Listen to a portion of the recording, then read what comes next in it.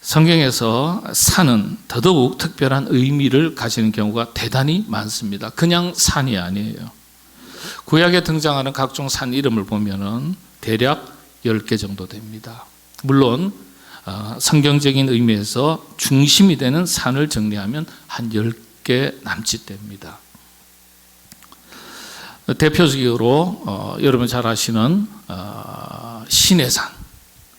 시내산 잘 아시죠? 근데 이 시내산은 이스라엘 백성들은 그렇게 부르지 않았어요. 성경이 이상하게 시내산으로 기록되어 있지만은 원래는 애굽 사람들이 애굽의 관점에서 달신을 섬기는 산이 애굽산이었습니다. 시내산이었습니다. 그래서 달신이 계신다, 산신령이 계신다 해서 그곳에 가서 제사를 드리면서 그 산을 뭐라고 부르냐 하면 달신의 산이다 해서 시나이 산이라 그랬습니다. 근데 한글 성경에서는 이제 신의 산으로 번역을 했습니다. 달신입니다. 달신, 시나이 산. 예. 근데 이스라엘 백성의 입장에서는 그 신이 누가 계시는 곳이에요? 하나님 계신 곳. 그래서 거룩한 산, 호렙산이라 불렀습니다. 호렙산. 구약에 등장하는 대표적인 산들이 아라랏산, 그 다음에 모리아산, 아브라함이 아들 이삭을 제물로 바치기 위해서 산까지 올라갔던 그 산이 모리아산이죠. 시내산, 느보산, 예. 여러 산들이 있습니다. 그러나 대표적인 산들은 한 10가지 정도밖에 되지 않아요. 자, 신약에 등장하는, 여러분 근데 이제 이 산이 가지는 영적인 의미들이 다 있기 때문에 때때로 한번 공부해 볼 필요가 있습니다. 굉장한 깊이가 있습니다. 그 기회가 되면 그렇게 설명을 한번 드리겠습니다. 자, 그렇다면 신약으로 넘어와서 신약에 등장하는 대표적인 산들, 여러분이 알고 계시는 산, 어떤 산들이 있죠? 한번 생각해 보시죠. 오늘 뭐죠? 변화산. 변화산도 산이에요. 따로 높은 곳에, 높은 산에 올라가셔서, 그렇죠? 산입니다.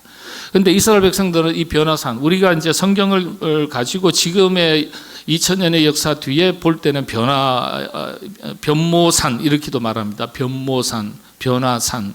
근데 이스라엘 백성들은 다볼산이라고 불렀습니다. 다볼산. 예.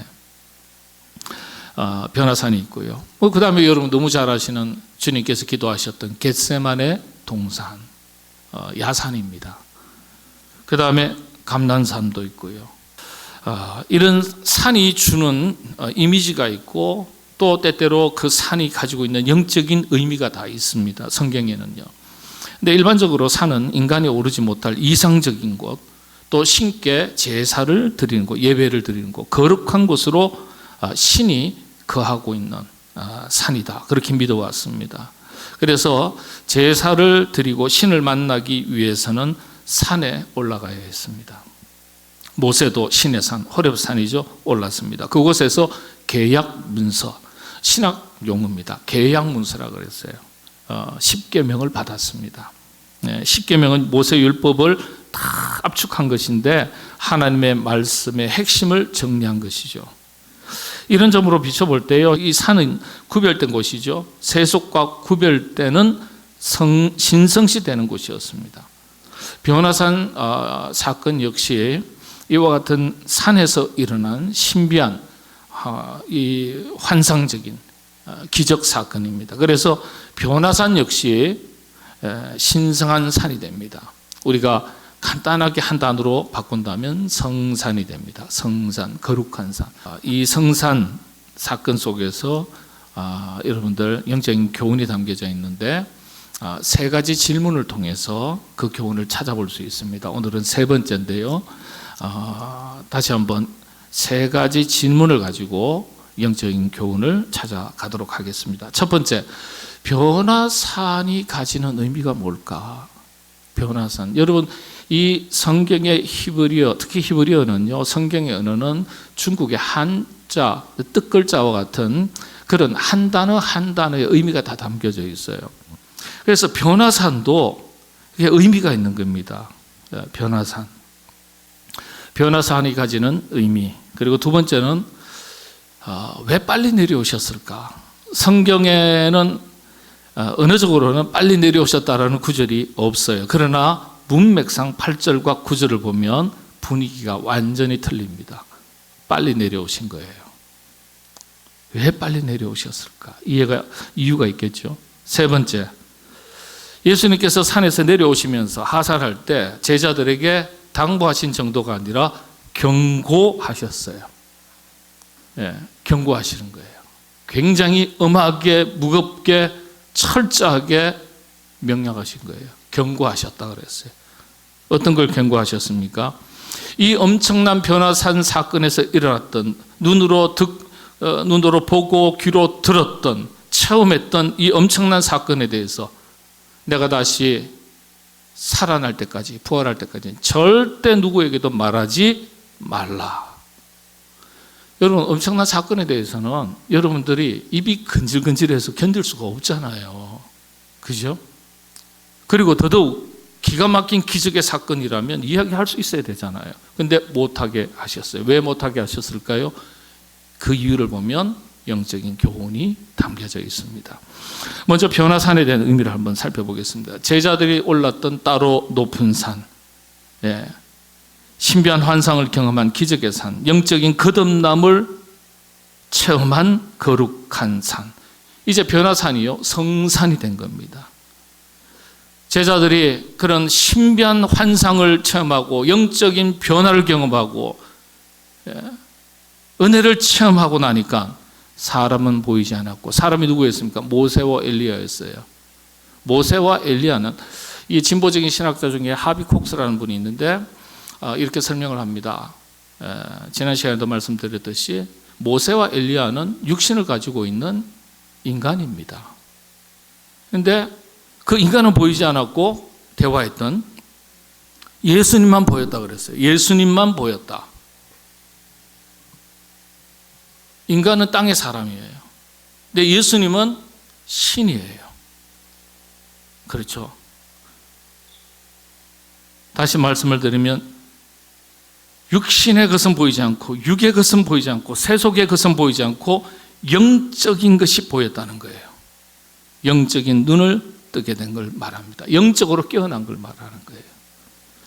영적인 거듭남의 은혜가 제자들에게 그런데 얼마나 큰 감동, 큰 은혜의 순간이었는지, 얼마나 좋았으면 예수님 초막 셋을 좀 지었으면 좋겠습니다.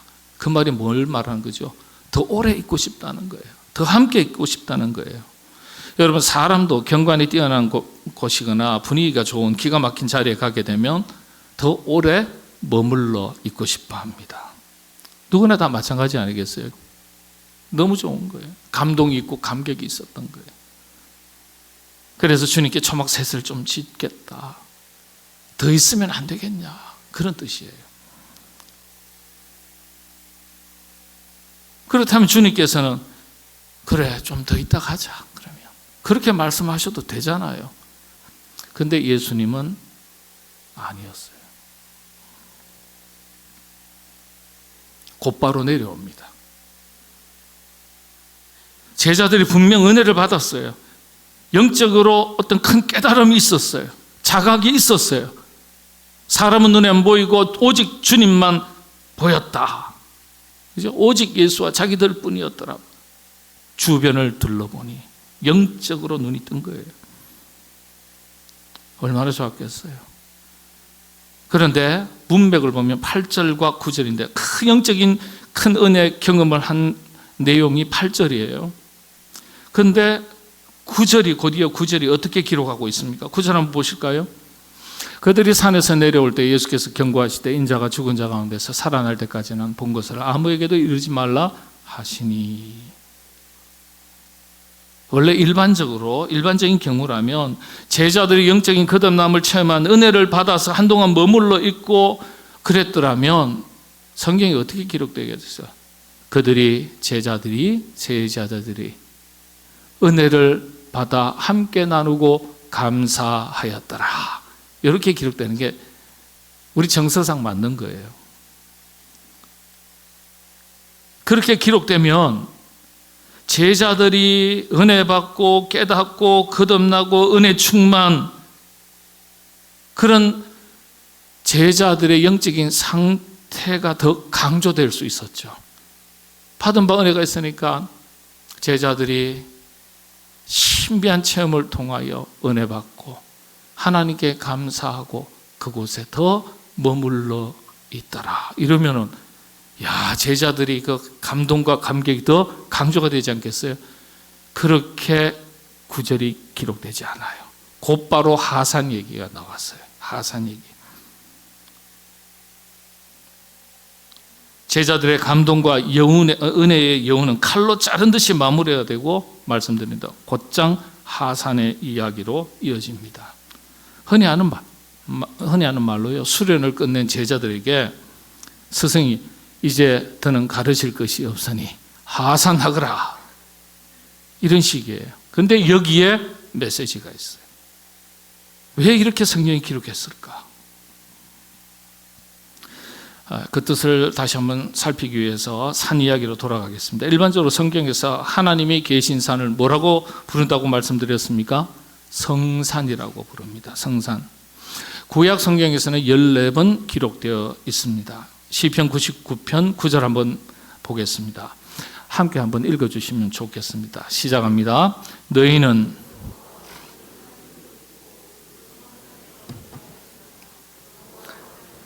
거룩하심이로다. 자, 성산에서 예배할지어다.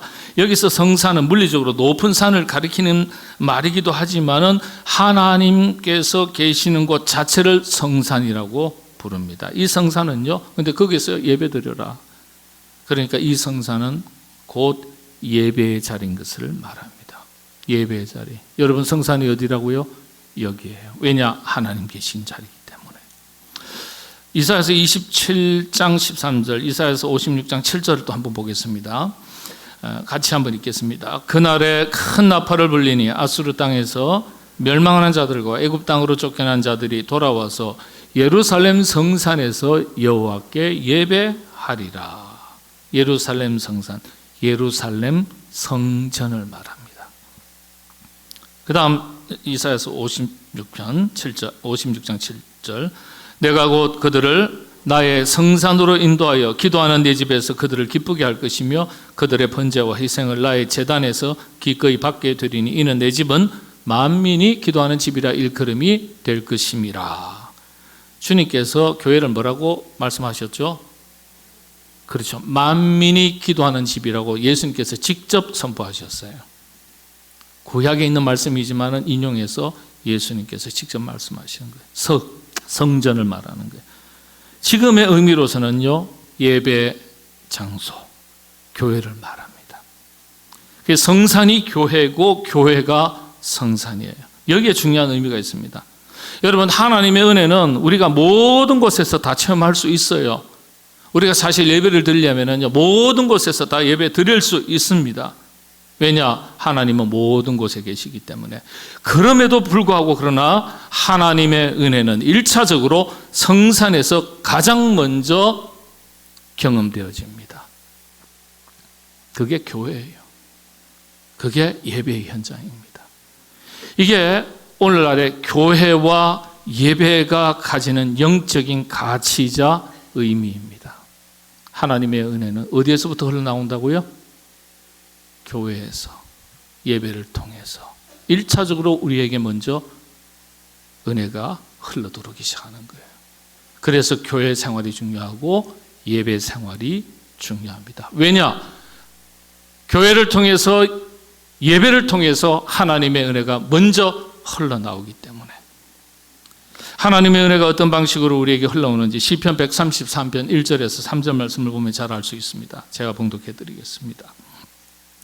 보라, 형제가 연합하여 동거함이 어찌 그리 선하고 아름다운고, 머리에 있는 보배로운 기름이 수염 곧 아론의 수염에 흘러서 그의 옷깃까지 내림 같고, 헐몬의 이슬이 시온의 산들의 내림 같도다. 거기서 여호와께서 복을 명령하셨나니 곧 영생이로다. 하나님께서 우리에게 복을 주시는데, 은혜를 주시는데 아론의 수염에서부터 흘러서 옷깃을 적시고 그 옷깃이 흘러서 성전에 흘러서, 성전은 당시에 높은 산을 말하는 거니까 시온의 산들에게로 흘러서 결국 온 땅을 적신다는 표현입니다. 은혜 중에서 최고의 은혜, 복 중에서 최고의 복 어떤 겁니까? 영생의 복이죠. 구원의 은총입니다. 하나님의 구원의 은총이 성산에서부터, 예배 자리에서부터 임하고 흘러가는 걸 말합니다. 우리의 심령 가운데 임하고 우리의 가정에 흘러가고 우리의 삶의 현장에 흘러가고 우리 자녀들에게 흘러가고 세상에도 흘러가는 거예요. 그러니까 교회 중심의 신앙생활, 예배 생활이 얼마나 중요한지 여러분 가볍게 여기시면 안 됩니다. 그래서 여러분들 믿음의 선배들은 주일 성수를 얼마나 중요하게 여겼는지 몰라요. 목숨 걸고 주일 성수 지켰어요. 구원의 은혜를 받을 수 있는 장소를 단순히 하나님을 만나는 모든 것이라고 말하지 않습니다. 성산, 예루살렘 성산, 아론의 수염, 곧 대제사장이 인도하는 예배의 제사의 현장, 교회를 말합니다. 그래서 무교회 주의를 이단이라고 부르는 이유가 바로 이 때문입니다. 무교회 주의자가 뭐라고 이야기합니까? 하나님은 모든 곳에 계시니까, 두세 사람이 모인 곳에 나도 너희와 함께 있겠다 주님께서 말씀하셨으니까 아무 데서나 예배드리고 꼭 교회가 정령화된 이런 교회가 있어야 되는 것 아니다, 그렇게 주장해요. 틀렸습니다. 성경은 하나님께서 일러주신 법칙대로 제의적, 제사를 말하죠, 제의적 기능을 가지고 있는 성전, 구약적인 표현입니다. 예전적 예배 행위가 이루어지고 있는 교회, 예전, 그건 오늘 현대적인 의미죠. 교회를 통해서 하나님께서 구원의 은총을 선포하시고 구원의 은혜를 확실하게 보여주시는 거예요. 확정하시는 거예요. 그래서 구원받은 행위로서 세례와 성찬이죠. 세례는 구원받은 하나님의 백성, 하나님의 백성인 것을 확인할 수 있고 나누는 자리가 성찬이죠. 그래서 세례와 성찬은 예전의 핵심의 자리인 교회 안에서 예배 자리에서만 행해집니다. 세례를 아무 데서나 베풀지 않아요. 성찬을 아무 데서나 하지 않습니다. 진중세례, 병상세례 이외에는 어떤 데서도 하지 않습니다. 허용하지 않습니다. 허락하지 않습니다. 오직 교회 안, 예배의 자리에서만 행합니다. 이게 변화산이 가지는 의미예요. 교회의 의미예요. 교회가 첫 번째 은혜의 현장인 것을 말합니다. 여러분들 교회 중심의 신앙생활, 예배 생활을 잘 감당해야 될 이유가 바로 여기에 있습니다. 여러분들 교회 중심의 생활, 예배 생활을 잘 감당하시면 하나님께서 풍성한 은혜를 여러분들에게 더해 주실 줄로 믿습니다. 자, 두 번째가 왜 말하지 말라 경고하셨을까요? 하산하시면서 더 큰 기적이 임할 것을 일러주십니다. 주님이 다시 십자가에서 달려 죽으셨다가 3일 만에 부활하실 내용이죠. 예언을 하셨어요. 그러면서 한 가지 더 부탁하셨는데 절대 아무에게도 말하지 마라. 무슨 뜻일까요? 은혜 받은 것이 제자들의 삶으로 드러나거나 나타나지 않으면, 다시 말씀을 드리면 은혜 받은 대로 살아가지 않으면, 삶의 내용이, 삶이 뒷받침이 되지 않으면 기적 사건의 체험 이야기는 사람들에게 이야기하면 설득력을 잃어버리기 때문입니다. 주님께서 이미 다 하셨어요. 제자들이 그 수준에 이르지 못한 것을 다 하신 거예요. 그래서 그런 염려 때문에 어디 가서 은혜 받았다, 성령 체험했다, 하나님의 음성을 들었다, 거듭났다, 영적인 귀가 열렸다, 눈이 열렸다, 그런 말 함부로 하지 마라, 그런 뜻입니다. 못하게 하신 거예요. 그런 말 하면 참 좋잖아요. 특별한 은혜를 직접 경험했으니까. 그런데 그런 은혜를 경험했음에도 불구하고 은혜 받은 대로 그 은혜에 합당하게 살지 못하면 받은 은혜가 창피한 게 되는 거예요. 부끄러운 게 되는 거예요. 마가복음서 9장, 이 변화산 내용의 이야기가 13절까지고요. 그 다음에 이어지는 게 14절부터 쭉 이어지는데 29절까지가 이걸 알 수 있는 이야기로 딱 이어집니다. 제가 읽지는 않았습니다만은 14절부터 29절까지의 이야기를 읽으면 정확하게 의도를 알 수 있어요. 변화산 아래로 내려오자마자 제자들이요, 귀신 들린 아이를 만났습니다. 근데 고치지를 못해요. 주님께서 내 이름으로 너희들이 병든 이들을 위로하고 격려하고, 그리고 그렇게 하면, 말씀을 들으면 귀신들이 물러갈 것이고 병자가 고침을 받을 것이다, 나음을 입을 것이다 말씀하셨거든요. 그런데 제자들이 큰 신령한 은혜를 받는 이야기에 곧바로 이어서 기록한 말씀이 능력이 드러나지 않는 이야기를 연결을 시켜요. 이 이야기가 바로 이걸 의미하는 겁니다. 은혜 받았다고 말하지만은 능력 있는 삶이 뒤따라가지 못하는 거예요. 여러분, 그리스도인의 능력 있는 삶은 뭘 말하는 겁니까? 받은 바 은혜대로 그 은혜에 합당한 믿음의 삶을 살아나갈 때 능력이 생기는 겁니다. 능력이 없다는 거예요. 은혜는 받았다고 말하는데, 영적으로는 거듭났다고 말하는데 능력이 없는 거예요. 삶이 뒷받침이 안 된다는 거예요. 받은 은혜는 입으로, 말이 아닌 삶으로 드러날 때, 행동으로 실천할 때 진짜 은혜 받은 것이 증명이 되는 겁니다. 말씀드리지만 은혜 받았다고 말하지만, 거듭났다고 말하지만 삶은 여전히 변화가 없다면 받은 은혜가 조롱거리가 되는 겁니다. 웃음거리 되는 거예요. 은혜 받았다는 사람이 언어가 달라지고 행동이 달라지고 삶의 목표가 달라지고 삶의 내용이 달라지지 않으면 입술에, 말에 그칠 뿐입니다. 말에 그치면 웃음거리밖에 되지 않아요. 그래서 주님께서 말하지 마라. 은혜 받았다, 거듭났다, 신비한 체험을 했다, 내가 엘리야 모세를 만나고 예수님과 함께 대화했다, 그런 말 함부로 하지 마라. 여기서 중요한 게 있어요. 말하지 말라는 건요, 드러내지 말라는 뜻이 아니에요. 받은 바 은혜를 언어가 아닌 몸으로 드러내라는 뜻이에요. 몸으로 드러내라. 하나님의 그 크신 구원의 은총 앞에 지극한 하나님의 사랑을 깨닫고 은혜 받았으면, 야, 나는 하나님의 은혜를 받았다, 사랑받았다, 이렇게 입으로 말하지 말고 받은 사랑을 몸으로 드러내라는 거예요. 사랑하는 실천의 삶으로 드러내라는 거예요.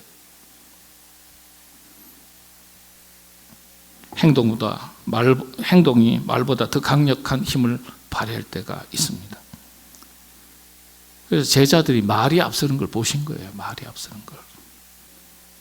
여러분, 받은 바 은혜들을 가지고 가정에서 생업의 현장으로 돌아가셔서 살아가시되, 받은 은혜들을 믿음 있는 실천적인 삶을 통해서 드러내시면 여러분의 생업의 현장, 삶의 현장은요, 사명의 현장이 됩니다. 예?